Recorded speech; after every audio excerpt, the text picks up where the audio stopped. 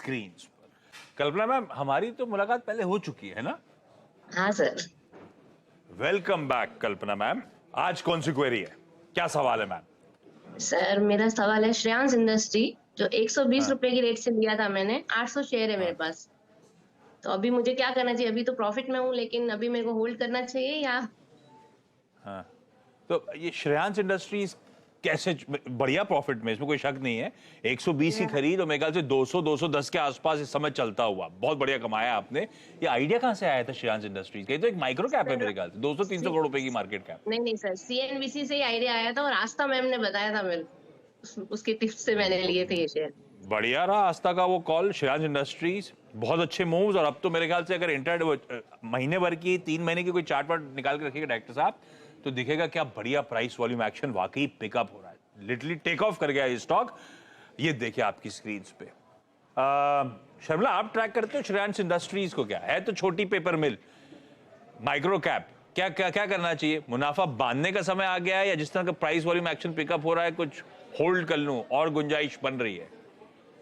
I think simply because उनके इतने अच्छे पैसे बन रहे, क्योंकि उन्होंने इतनी अच्छी प्राइस पर स्टॉक लिया है, तो उस लिहाज से वो थोड़ा अगर 800 शेयर है तो थोड़े अगर बेच के एक प्रॉफिट बुक करना चाहती है तो वो कर सकती है। लेकिन अगर आप इनके नतीजे देखेंगे, और ये एक पेपर मैन्युफैक्चरिंग कंपनी, और इनके अगर आप नतीजे देखेंगे तो नतीजे बहुत अच्छे आए हैं, और उसके साथ साथ वैल्यूएशन पी भी काफी रीजनेबल लग रहा है, और when you compare good results and low valuations, तो एक कंपेयरिंग केस बन जाता है और भी बने रहने के लिए।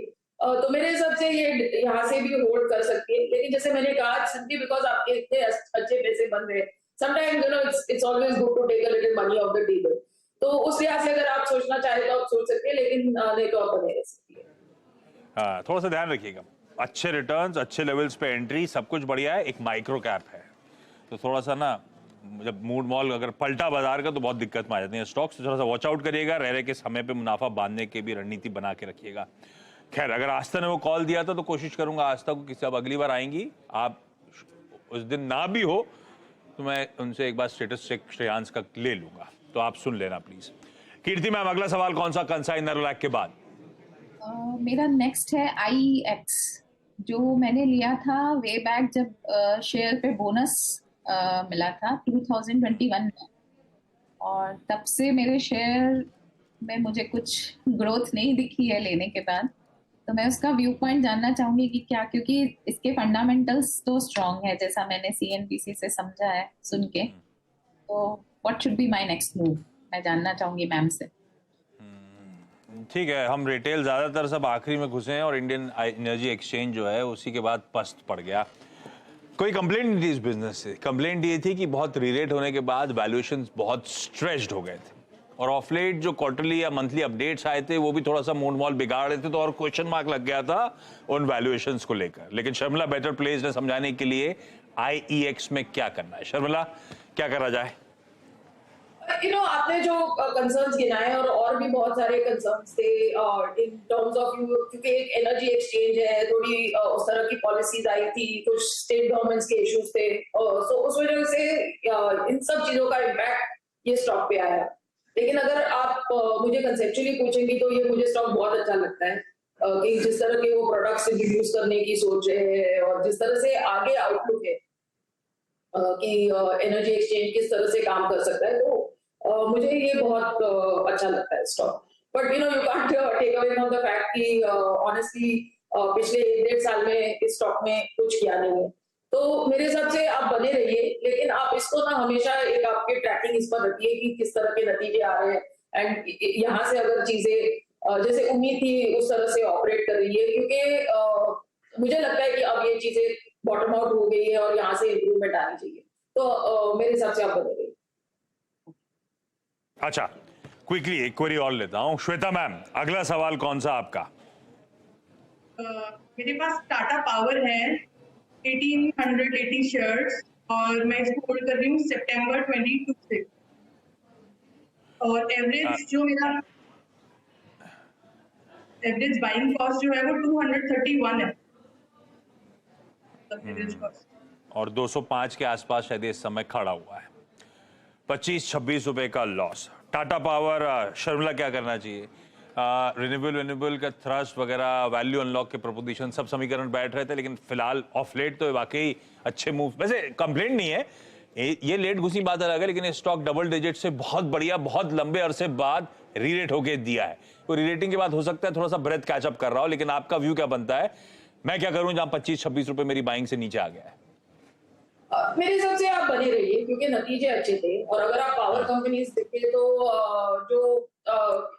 अगर आप उनके बैलेंस शीट देखेंगे ना, तो मुझे लगता है कि टाटा पावर का बैलेंस शीट उनमें से सबसे अच्छा आप पाएंगे।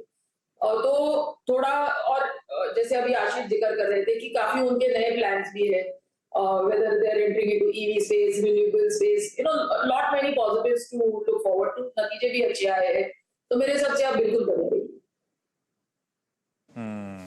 चलिए, ये बढ़िया व्यूज आते हुए कीर्ति मैम, कल्पना मैम, श्वेता जी, आप सबका जुड़ने के लिए, अपनी क्वेरीज इस प्लेटफॉर्म के थ्रू रेज करने के लिए बहुत बहुत धन्यवाद। शर्मिला, हमेशा की तरह ब्यूटीफुली सारी क्वेरीज रिजॉल्व करने के लिए आपका भी धन्यवाद। इस नोट पर एक काम करता हूँ, क्विकली छोटा सा ब्रेक के उस पार एक क्विक मार्केट चेक। चलिए भाई, ब्रेक के बाद आप सबका स्वागत है। अच्छा, मैंने आस्था से चेक कराया ब्रेक में कि आके बताइए कि क्या करना है उस कॉल पे। कल्पना मैम, आई एम श्योर आप सुन रहे होगे, आप बैठे होगे तो दिखा भी दीजिए उनको स्क्रीन पे। आस्था का कहना है उन्होंने कॉल नहीं दिया था, तो अब मेरा काम है ढूंढ के लाऊं किसने वो कॉल दिया था, जो बढ़िया सा कॉल से आपको अच्छे रिटर्न्स मिले, तब अपन रिविजिट कर लेंगे इस कॉल को। अदरवाइज शर्मिला का व्यू आपने सुन ही लिया। अच्छा, जाते जाते दिखाना चाहता हूं, हमने शुरुआत कर दी थी निफ्टी बैंक कुछ हैवीवेट स्टॉक से, थोड़ी सी डिटोरिएटिंग ब्रेथ चिंता की बात है। कल भी 1:1.5 का रेशियो था डिक्लाइंस के फेवर में, है ना, 60% बाजार कमजोर था। आज भी ब्रेथ और ज्यादा डिटोरिएटेड है, तो इंडेक्स तो फिर भी मैनेज होकर फ्लैट इस समय कामकाज कर रहा है। मिड कैप्स 0.5% दबाव में, स्मॉल कैप्स 1/3% कमजोर, और ब्रेथ आपकी स्क्रीन पर आएगी। ये दरअसल 3:5 का रेशियो है, 3 बढ़ रहे हैं, तो 5 स्टॉक्स इस समय कमजोरी के साथ, और वो डिटोरिएशन थोड़ा सा ब्रेथ का बढ़ रहा है। वो लकीरें जो है ना हमारे वॉर्म्स, वो कीड़े दिखा रहे हैं, दिक्कतें थोड़ी सी एस्केलेट हो रही हैं भारतीय बाजारों की हफ्ते के आखिरी दिन। तो 3 दिन के पेन के बाद आज भी थोड़ा सा लैकलशरी ट्रेड है, और ये तब हो रहा है जब बैक टू बैक यूएस से बढ़िया संकेत हैं। हमने पहले आउट परफॉर्म कर दिया था, अब हम दायरे में, और दायरे में काफी वोलेटाइल होते हुए और थोड़ा सा प्रॉफिट टेकिंग के मूड में भारतीय बाजार नजर आएंगे। चलिए, इस नोट पर एक काम कर रहा हूं, सास बहुत सेंसेक्स को यहीं समेट देता हूं। वो toll free number, WhatsApp number, Twitter ID सब स्क्रीन पर आ जाएंगे, और कोशिश करिएगा बताइएगा ये बैकग्राउंड ठीक लग रहा है, अपन वापस स्टूडियो में चलें। एक ही दिन फ्राइडे के लिए सोचा है, पर आप लोग अपना फीडबैक दीजिएगा, तब मैं डिसाइड करूंगा अगले फ्राइडे क्या करना है। चलिए, इस नोट पर thank you so much for watching. नमस्कार।